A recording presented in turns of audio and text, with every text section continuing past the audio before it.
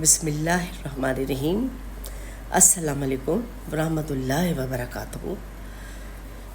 ایک گنے کے جوس بیچنے والے کی کہانی آج میں آپ کو سنا رہی ہوں کہ جب وہ ایک چھوٹا بچہ تھا تو اس کے والد کا انتقال ہو چکا تھا۔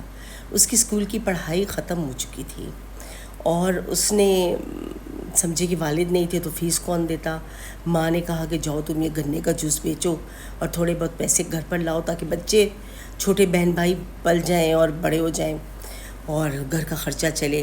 تو وہ بچہ اپنی تعلیم چھوڑ کے سب کچھ ادھر آ گیا، اور تھوڑے دن جب وہ اسکول نہیں گیا تو اس کی ٹیچر نے پوچھا کہ بھائی کیا بات ہو گئی ہے، آپ کیوں نہیں اسکول آ رہے؟ تو اس نے لڑکے نے بہانہ بنایا کہ میرا جوتا ٹوٹ گیا تھا، میں اس لیے نہیں آ رہا۔ تو ٹیچر کہنے لگی کوئی بات نہیں، تم نیا جوتا لے لو۔ تو وہ کہنے لگا میرے والد کا انتقال ہو گیا، مجھے کوئی نیا جوتا دلانے والا نہیں ہے۔ تو ٹیچر نے کیا کیا، خود اس کو لے کے گئی اور نیا جوتا دلایا اور کہا کہ تم اتنے اچھے اور ہونہار بچے ہو، میں نہیں چاہتی کہ تم اتنے سی چھوٹی سی خواہش کے لیے کہیں تم یہ ختم کر دو اپنی تعلیم لیتے رہو، کیونکہ تم بڑے اچھے اسٹوڈنٹ ہو کلاس کے۔ اور وہ بڑا پیار ٹیچر نے اس کو کیا اور اس سے ہمدردی کی، اس کو جوتا دلا دیا۔ پھر جب مہینہ پورا ہو گیا تو فیس کے پیسے نہیں تھے، ٹیچر اس کے لیے فیس کے پیسے دینا شروع ہو گئی۔ 1-2 مہینے ٹیچر نے فیس کے پیسے خود سے دیتی رہی اور کہتی رہی بیٹا اپنی تعلیم جاری رکھنا، چھوڑنا نہیں، حالات اچھے ہو جائیں گے پھر تم دے دیا کرنا یا میرا قرضہ لوٹا دینا۔ اس طرح کر کے اس بچے کو مطمئن کیا اور اس کی ماں کو بتایا تو ماں بھی چپ ہو گئی، اور اس طرح اس بچے کی پڑھائی چلتی رہی۔ پھر بیچ میں میٹرک تک اس بچے نے بڑی مشکل سے پڑھا، لیکن اس کو پھر گھر کا خرچہ چلانا تھا، تو وہ تعلیم چھوڑ کے، اور ٹیچر بھی وہاں سے کہیں دوسری جگہ چلی گئی، تو یہ بچہ بس اب کھڑا ہو کے ٹھیلے سے یہ بیچتا تھا گنے کے جوس، اور جو بھی شام تک پیسے جمع ہوتے لا کے ماں کو دے دیتا۔ اسی طرح گزر بسر ہو رہی تھی گھر کی، اور حالات جا رہے تھے کہ ایک دن اس نے بتایا کہ اس کے ٹھیلے پہ شام ہو گئی، کوئی بکری نہیں ہوئی، کوئی نہیں آیا۔ بڑی پریشان حالت میں کھڑا تھا کہ آج ماں کو کیا دوں گا۔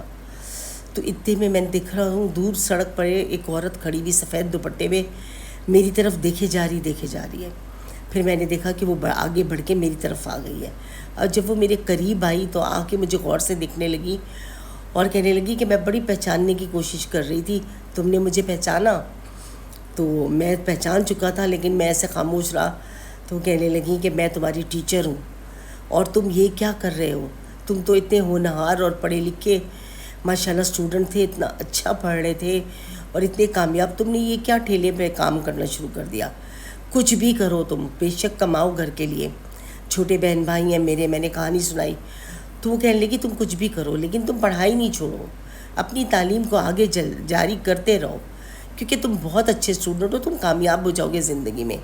اپنی پڑھائی ان چیزوں کے لیے مت چھوڑو، بلکہ اچھی جگہ پہ آ جاؤ گے تو سب کی زندگی بن جائے گی، تمہاری خود کی بھی بن جائے گی۔ وہ میری ٹیچر تھی، انہوں نے مجھے بہت اچھے سے سمجھایا، تو میری سمجھ میں ان کی بات آئی، اور میں نے پھر کیا کیا کہ میں نے داخلہ لے لیا سیکنڈ ایئر میں، اور فرسٹ ایئر میں بڑی اچھے سے میں پڑھنا شروع ہو گیا۔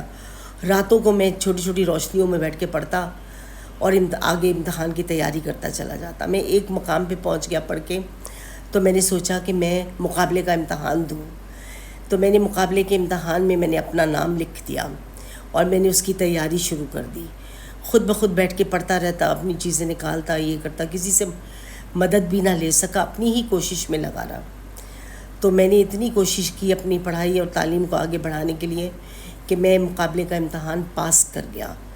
میں پاس کر گیا اور مجھے بڑا اچھا مقام مل گیا۔ مجھے انہوں نے پاس کر کے اسسٹنٹ کمشنر کا عہدہ دے دیا، اور اس کے اوپر مجھے حکومت کی طرف سے گھر بھی ملا اور گاڑی بھی ملی اور تنخواہ بھی تھی، سب کچھ تھا۔ ایک دم میری اس طرح لگ رہا تھا کہ جیسے ایک دم میں نے ایک جمپ مارا ہے، اور میری اتنی پوزیشن سالڈ ہو گئی۔ میری اتنی اچھی پوزیشن کے بعد میں نے سب کی مدد کرنا شروع کر دی۔ سب سے پہلے میں نے اپنے والدہ کو اچھے گھر میں لے کے آیا، اپنے چھوٹے بہن بھائیوں کو، ان کو اسکولوں میں پڑھانا شروع کر دیا۔ ہر کوئی حیران ہو رہا تھا کہ یہ کیسے تم ایسے بن گئے، تم تو گنا بیچتے تھے، تم کیسے یہ اندر ہی اندر اتنی بڑی پوسٹ پہ آ گئے، اور یہ وہ۔ کہنے لگا بس میں سب سے یہی کہتا تھا کہ یہ اللہ کی دین ہے، اور کوشش تھی میری کہ اللہ نے میری مدد کر دی۔ تو اس طرح میں کرتے کرتے ایک عہدے پہ پہنچ چکا تھا. سب لوگ میری عزت کرتے تھے, لوگ مجھے قدر سے دکھتے تھے, کیونکہ میں ایک پوسٹ پر تھا اور میرے پاس گاڑی تھی اور میں بہت اچھے سے آ گیا.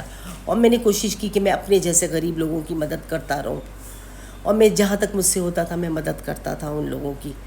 تو ایک دن اتفاق سے میں نے سوچا کہ اب میں جس مقام پہ ہوں میں اپنی ٹیچر کو جا کے بتاؤں, کیونکہ میری ٹیچر مجھ سے بہت ہی محبت کرتی تھی اور انہوں نے بغیر کسی لالچ کے میرے ساتھ میری مدد کی. اور مجھے یہ ہمت اور یہ حوصلہ دلانے والی صرف میری ٹیچر ہی تھی جو مجھے اتنی پیار اور ممتا سے یہ چیز سمجھاتی تھی, اور میں نے انہی کے کہنے پہ یہ سب کچھ پڑھا تھا.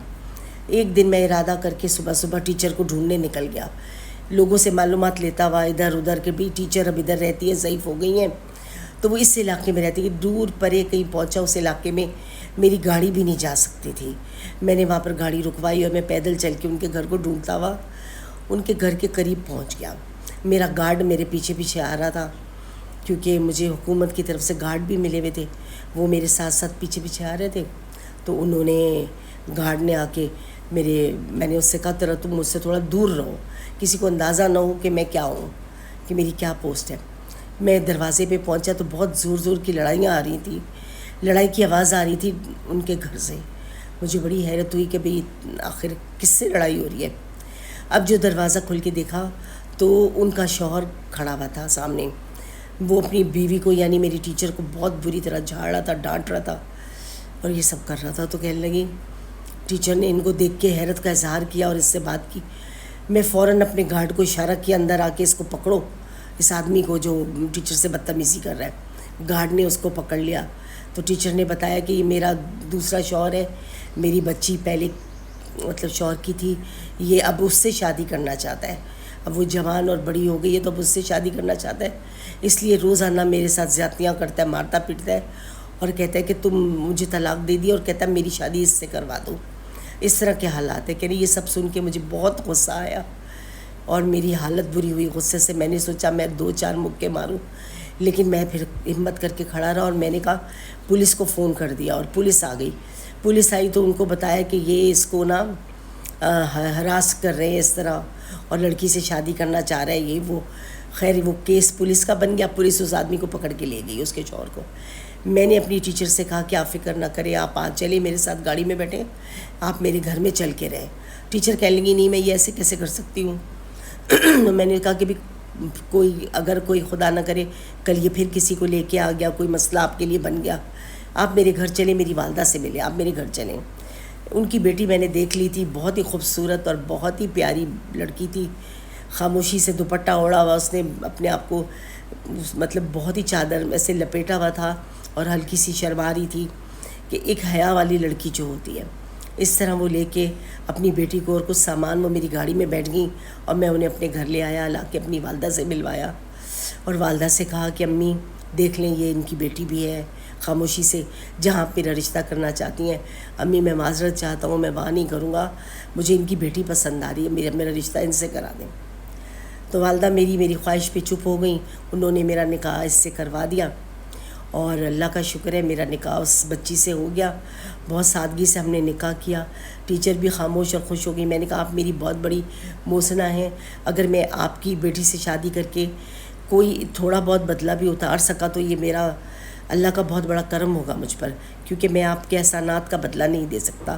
ایک تو آپ میری استاد ہیں اور پھر استاد سے زیادہ بڑھ کر آپ نے میرے ساتھ بہت نیکیاں کی ہیں, بے لوث کی ہیں, صرف اللہ کے لیے کی ہیں, اور میں اس مقام پہ آج آپ کی وجہ سے ہوں.